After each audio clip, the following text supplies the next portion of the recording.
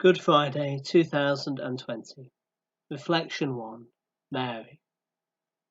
Reading from John's Gospel. Jesus saw his mother and the disciple whom he loved standing beside her. He said to his mother, "Woman, here is your son."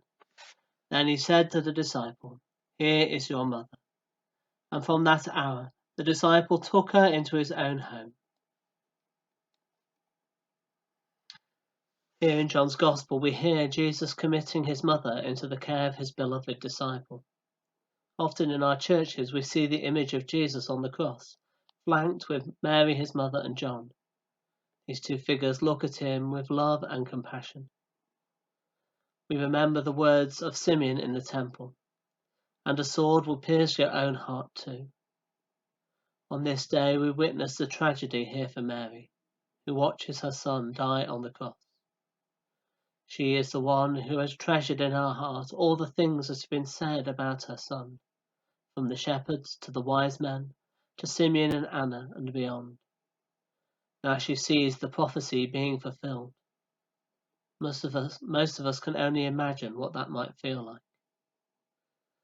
As we mark this day, the day when we remember Jesus dying on the cross, we call to mind our moments of desolation, those times when we have felt nothing can ever be right again. Whether that is through grief at the loss of someone we have loved, through a diagnosis which changed our lives forever, the breakdown of a relationship, or some other traumatic circumstance. We know that Jesus too sank to the depths, that those who loved him, including his mother, were afflicted as we are. Believing God and having faith will not shield us from those painful things in life. How could it, when Jesus himself was not shielded from it? The promise of our faith is that God will be with us through all those hard times.